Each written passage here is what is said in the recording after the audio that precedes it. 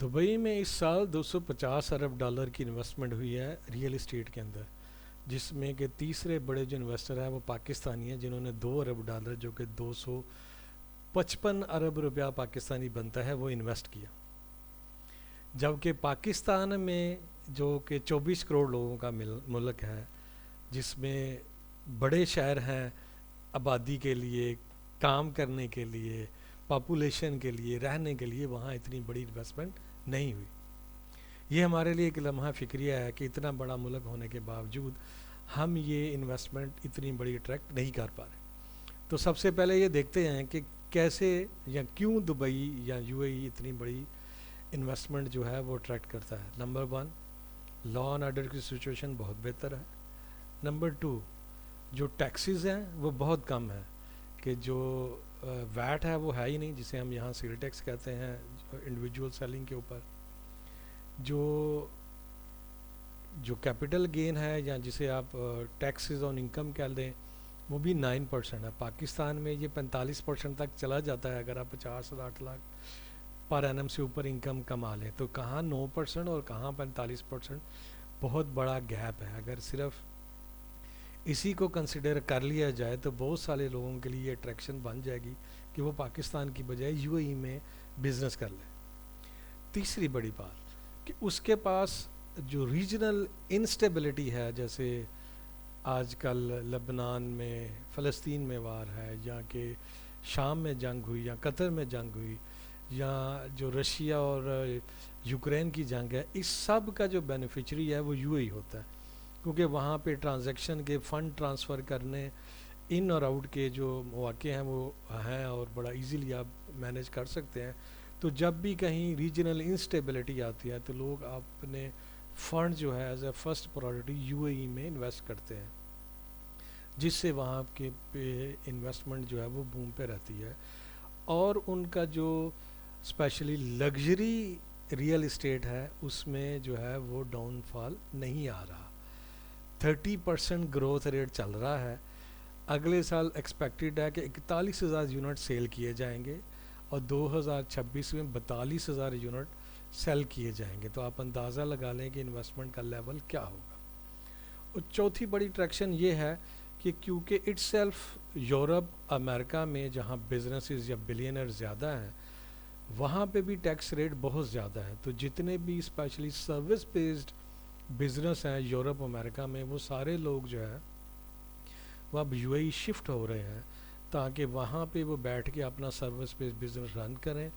اپنی جو انوائسنگ ہے، جو اپنے پروفٹس ہیں وہ یو اے ای میں پار کریں، تاکہ جو یورپ میں 50% یا اس سے زیادہ کا ٹیکس ریٹ ہے وہ اس سے بچیں، اور یو اے ای کے اندر وہ فری زون میں یا تو 0% ٹیکس دیں، یا مین لینڈ کے اندر میکسیمم 9% تک ٹیکس دیں۔ تو یہ سارے چیزیں ہیں جو مل کے ایک ایسا ماحول، ایسے کنڈیوسو انوائرمنٹ بناتی ہیں کہ لوگ انویسٹمنٹ ادھر لے کر آئیں۔ اب آخری بات رہ گی، جب لوگ انویسٹمنٹ لے کر آتے ہیں تو کیوں ریئل اسٹیٹ میں ہی وہ انویسٹ کر رہے ہیں؟ اس کی وجہ وہاں پہ لوگوں کا ٹرسٹ ہے کہ جو پیسہ لا رہے ہیں وہ اس کے اوپر فراڈ نہیں ہوگا، اور جو ڈیولپر ہے اس کو بھی یو اے گورنمنٹ نے لا اینڈ آرڈر کا پابند کیا ہے کہ جو سارا پیسہ وہ ایڈوانس میں لے گا وہ سارا کا سارا ایک ایسکرو اکاؤنٹ میں جائے گا، جو کہ بینک اور ڈیولپر مینٹین کرتے ہیں، اور یہ انشور کیا جاتا ہے کہ جو پیسہ as an advance as an instalment اس یونٹ کے لیے آ رہا ہے وہ میکسیمم جو ہے وہ اس یونٹ کی ڈیولپمنٹ کے اوپر خرچ ہو۔ پاکستان کی طرح نہیں ہے کہ ڈیولپر نے پیسہ لیا اور پھر وہ ڈیولپمنٹ کرنے کی بجائے یا تو فراڈ کر کے بھاگ جائے،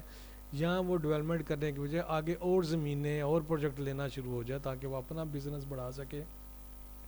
اور ڈیولپمنٹ جو اس نے پرومس کی تھی کہ 2 سال میں ہوگی، 3 سال میں ہوگی، اگر وہ 7 سال میں بھی نہ ہو تو پاکستان میں ایسا کوئی لا نہیں ہے کہ وہ اسے پابند کرے کہ آپ نے کیوں پروجیکٹ ڈیلے کیا اور پیسہ کہیں اور کیوں یوٹیلائز کیا، اور جو لاس ہوا ہے لوگوں کا کہ جو جن کی بائنگ پاور کم ہو گئی، جن کے پیسے جو ہے وہ 7 سال 10 سال تک پھنسے رہے، ان کو کوئی کمپنسیشن ہو سکے۔ ایک ہی لوگوں کے پاس وہ چارہ رہ جاتا ہے کہ وہ نیب میں جائیں اکٹھے ہو کے 25-30 لوگ، پھر نیب جو ہے وہ حرکت میں آئے، پھر جو ہے وہ کچھ نہ کچھ ریکوری ہوتی ہے، اور اس میں بھی لوگ جو ہیں نیب کے ساتھ بھی کوئی نہ کوئی انسٹالمنٹ یا اس طرح کا ماحول بنا لیتے ہیں کہ لوگوں کے ہاتھ میں کچھ نہیں آتا. اور بڑے بڑے جو انویسٹر ہیں پاکستان میں، جو بڑے نام ہیں، جو انسٹیٹیوشنل نام ہیں، ان کے پروجیکٹس بھی 5-5 10 10 سال جو ہے وہ ڈیلے رہتے ہیں. لوگ فائلیں پکڑ کے گھومتے رہتے ہیں اور کوئی پرسان حال نہیں، کوئی کمپنسیشن نہیں، کوئی ریکوری نہیں. جب ڈیولپر کا دل کرے گا تو آپ کو پلاٹ مل جائے گا، نہیں تو پھر اللہ مالک ہے. آپ دعا کریں کہ اللہ تعالیٰ ڈیولپر کو ہدایت عطا فرمائے. اب ہم ڈسکس کرتے ہیں کہ کیوں پاکستان میں ریئل اسٹیٹ جو ہے وہ اتنا گرو نہیں کر پا رہی، یا اس وقت کیوں مسائل کا شکار ہے. سب سے بڑی وجہ ہم یہ دیکھتے ہیں کہ پہلے جو بوم آتا تھا اس کی ایک جو وجہ تھی وہ یہ تھی کہ جو اوورسیز پاکستانی ہیں وہ پاکستان میں انویسٹ کرتے تھے. اب آپ کی ڈی ویلیویشن جو ہے وہ آلموسٹ 50% ہو چکی ہوئی ہے کہ وہ لوگ جنہوں نے 2020 سے پہلے انویسٹ کیا تھا، جب کہ جو ڈالر 100 سے 150 کی رینج میں تھا، اور پھر ڈالر کی ویلیو بڑھ کے 300 350 پہ گئی، جو کہ اب 270-78 کے اوپر ہے. تو وہ اگر کسی بندے نے $10,000 پاکستان میں انویسٹ کیے تھے تو اب وہ ویسے ہی $5,000 رہ گئے. تو وہ جو چنک ایک میجر تھا جو ویلیویشن کو بڑھاتا تھا، جو گروتھ کو انشور کرتا تھا اوورسیز پاکستانی کا، وہ آلموسٹ مارکیٹ میں اویلیبل نہیں ہے. اس وجہ سے مارکیٹ کے اندر کسٹمر اویلیبل نہیں. دوسری بات آ گئی کہ پاکستان میں جب بھی ریئل اسٹیٹ گرو کرتا ہے اس کی ایک وجہ جو ہے وہ انٹرسٹ ریٹ بھی ہے کہ انٹرسٹ ریٹ سنگل ڈیجٹ یا 10 کے راؤنڈ اباؤٹ ہونے کے اوپر لوگ جو ہے وہ مورگیج فنانسنگ کراتے تھے، 10 سے 20 سال کا لون لیتے تھے اور گھر بناتے تھے. جب آپ کا انٹرسٹ ریٹ 25% کی سلیب کو ٹچ کر گیا تو مورگیج آلموسٹ فیزیبل ہی نہیں رہا کہ کوئی بندہ بینک سے فنانسنگ لے کے گھر بنائے، چاہے وہ 20 سے 30 سال کی لون ٹرم دے. اس لیے وہ کسٹمر جو بینک فنانسنگ سے گھر لیتے تھے وہ بھی مارکیٹ سے نکل گئے. پیچھے رہ گئے وہ لوگ جو صرف انویسٹر ہیں، اور انویسٹر جو ہے وہ آپ کو گروتھ نہیں دیتا. انویسٹر صرف اور صرف آپ کی کیش فلو ہی مینیج کرتا ہے، اور وہ اس انتظار میں رہتا ہے کہ میں نے آج 10 لاکھ کا پلاٹ لیا ہے اور اب میں 3 سے 5 سال ویٹ کروں گا تاکہ میں 20 لاکھ کا اس کو بیچ سکوں. وہ آپ کے بزنس کی گروتھ یا کنٹینیوٹی کو اتنا انشور نہیں کر سکتا. وہ ون آف ٹرانزیکشن ہے، اور آپ کے جو سرکل ہے وہ ہمیشہ آپ کی کیش فلو کی کنٹینیوٹی یا ٹرانزیکشن کے والیوم کے اوپر چلتا ہے. اور چوتھی بات یہ آ گئی کہ آپ کی پولیٹیکل سٹیبلٹی کی وجہ سے، لا اینڈ آرڈر کی سٹیبلٹی کی وجہ سے بہت سے لوگ جو ہیں ان کا اب یہ مائنڈ سیٹ یہ ہے کہ وہ پاکستان کی بجائے پاکستان سے یا تو باہر چلے جائیں یا اپنا پیسہ یا انویسٹمنٹ پاکستان سے باہر شفٹ کر دیں. پھر اس کے بعد کچھ لوگ ایسے تھے جن کا خیال یہ تھا کہ پاکستان میں ریئل اسٹیٹ جو ہے اس کے اوپر تو کوئی ٹیکس نہیں ہے، کہ 6 سال کے بعد آپ کوئی یونٹ بیچتے تھے تو کوئی بھی ٹیکس نہیں تھا اور پیسہ بھی بن جاتا تھا. تو بہت سے لوگ جنہوں نے اپنے بزنس سے پیسہ نکال کے پلاٹوں میں زمینوں کے اندر دبایا، جیسے پرانے وقتوں میں لوگ سونا چاندی زمینوں کے اندر دبا دیتے تھے کہ جب ضرورت ہوگی نکالیں گے. تو پاکستان میں بھی انڈسٹریلسٹ نے یہ کیا کہ فیکٹری بند کی یا کچھ کیش فلو مینیج کیا اور اپنا پیسہ زمین کے اندر دبا دیا، تاکہ 5 سال کے بعد جب وہ زمین بیچے گا تو اس کا پیسہ جو ہے وہ ڈبل ہو چکا ہوگا. لیکن جیسے ہی گورنمنٹ نے جو ٹیکس انسینٹیوز ہے وہ ختم کیا، آل دو کہ ابھی بھی وہ سبسیڈائز ہی ہے. آپ نارمل بزنس کریں تو ٹیکس ریٹ 45% تک چلا جاتا ہے. ریئل اسٹیٹ میں رہیں تو جتنا مرضی پروفٹ کما لیں 15% سے زیادہ ٹیکس نہیں ہے. لیکن وہ دوست یار جن کو مفتے کی عادت تھی ان کے لیے 15% ٹیکس بھی بہت زیادہ ہے. اور اس کے انگیز جو ہے وہ دبئی میں اگر آپ کو کہیں پروفٹ آتا ہے، بہت ساری جگہوں پہ آپ کو ایگزمپشن بھی اویلیبل، تو ٹیکس ریٹ صرف 9% کے اوپر ہے. یہ سارے عوامل مل کے یہ جتنا بھی انویسٹمنٹ تھا ریئل اسٹیٹ کے اندر وہ سارا کا سارا اس میں سے ڈرائی کر گئے. اور اس پہ یہ بھی پرابلم ہوئی کہ جب پچھلے سال میں انٹرسٹ ریٹ 20-25% کو ٹچ کر رہا تھا تو بینکوں نے لوگوں کو اپروچ کرنا شروع کیا کہ آپ ڈپازٹ ہمارے پاس رکھوائیں، ہم آپ کو 22% 25% پر ہم پے کریں گے. تو وہ بندہ جس کا پلاٹ 1 کروڑ روپے کا تھا اس نے کہا میں اس کو بیچوں، میں بینک میں رکھتا ہوں جو مجھے ہر مہینے 2-2.5 لاکھ روپیہ دیتا رہے گا اور میرا پیسہ بھی سیکیور رہے گا. تو ان سارے عوامل کی وجہ سے جو ریئل اسٹیٹ میں پیسہ ہے وہ نکلتا گیا، یا ریئل اسٹیٹ میں جو انویسٹمنٹ ہے وہ اتنی وائبل نہیں رہی۔ اب ہم بات کرتے ہیں کہ کیا مارکیٹ واقعی ایگزسٹ کرتی ہے؟ اگر اس وقت نہیں ہے تو کیا مارکیٹ ایگزسٹ کرتی ہے جس کا ہم انتظار کریں یا جس کے لیے ہم کوشش کریں؟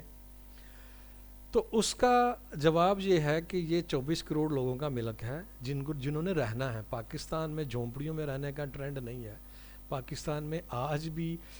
ایون دوسرے جو بڑے ملک ہیں، امیر ملک ہیں، ان کی نسبت کم لوگ جھونپڑیوں میں اور سڑکوں میں رہتے ہیں۔ لوگوں نے گھروں میں رہنا ہے، اور اگر ہم یہ دیکھیں 4 سے 6 لوگوں کو ایک گھر چاہیے تو پھر بھی یہاں پہ کروڑ گھر کی ضرورت ہوگی۔ آنے والے سالوں میں بھی لاکھوں گھروں کی ضرورت ہوگی۔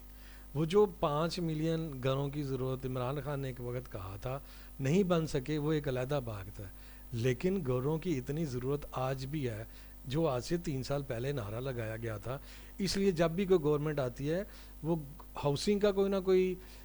جو ہے وہ پروگرام ضرور لے کے آتی ہے۔ نواز شریف صاحب نے بھی ایک وقت میں شروع کیا، عمران صاحب آئے انہوں نے بھی شروع کیا، ابھی بھی پنجاب گورنمنٹ جو انہوں نے پھر اپنا گھر اسکیم کوئی بنانی ہے یا بنا کے لانچ کرنے کی پوزیشن میں ہے۔ اس لیے اتنی بڑی پاپولیشن کے لیے آپ کو یہ کرنا ہی پڑے گا، اس لیے مارکیٹ تو ایگزسٹ کرتی ہے۔